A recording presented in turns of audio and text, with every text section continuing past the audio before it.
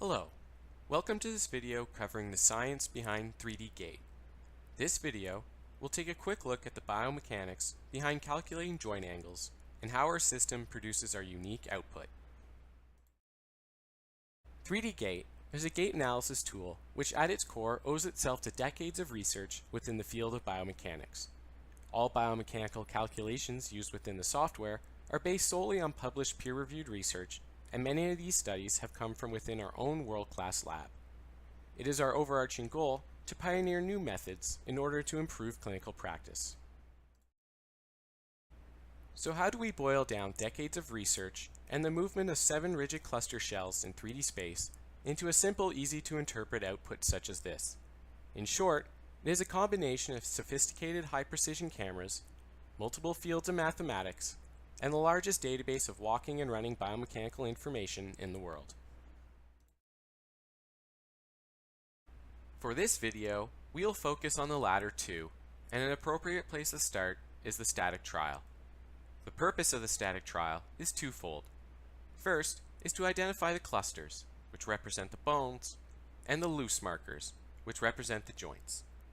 This creates our model of the subject with rigid bones bending at the joints. However, that is not the only purpose of the static trial. We also need to set the anatomical coordinate systems for the joints. These coordinate systems are attached to the joints and aligned with the orientation of the distal segment. So the hip joint coordinate system is lined up with the femur and the knee with the tibia. The exception being the ankle, which is aligned with the 2 heel markers, as there is no distal joint to align this segment. This is the reason we instruct you to make sure the heel markers are vertical when placing them on the shoes, as this is setting the coordinate system for the ankle.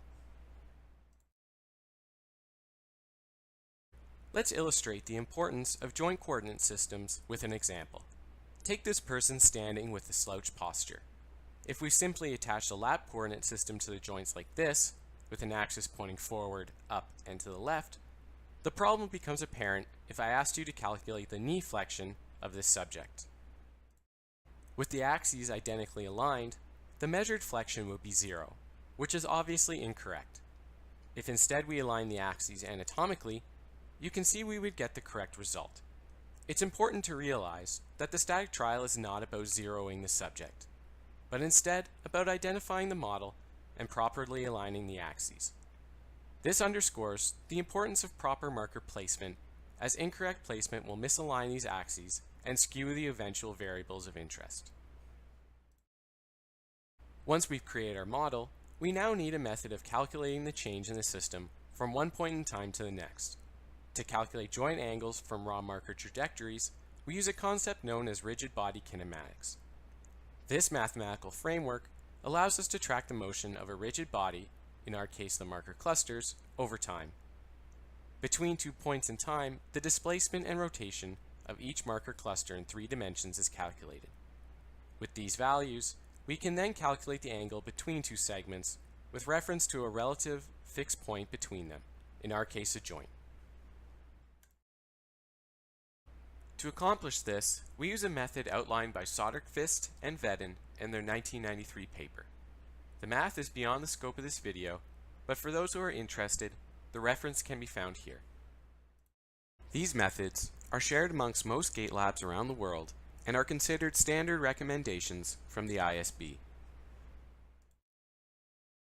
After calculating the rigid body kinematics, we now need to locate our variables of interest.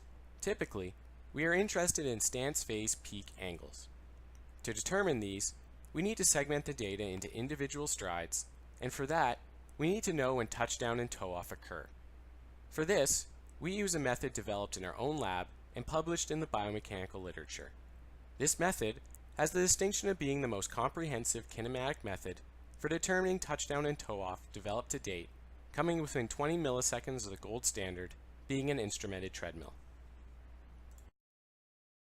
Once the data is organized by stride, we can now pick out the variables of interest. Peak angles are determined from the data for each stride, for each foot, and the median values are then plotted against our database normative ranges. The ideal band being plus or minus 1 standard deviation, with the excessive and reduced bands representing the next 3 standard deviations. Undeniably, what makes 3D Gait unique is the context that is provided to the data. We have built the largest database of walking and running biomechanical information in the world, containing hundreds of thousands of footfalls. This allows us to create homogeneous subgroups which provide the most accurate comparison for each individual subject. Furthermore, the database has been leveraged in countless big data research studies in order to push the field of biomechanics forward. This research, in turn, will continue to improve clinical practice around the world. That concludes this video on the science behind 3D Gait. We hope you have a better understanding of the process that leads to the eventual output. Thank you for watching.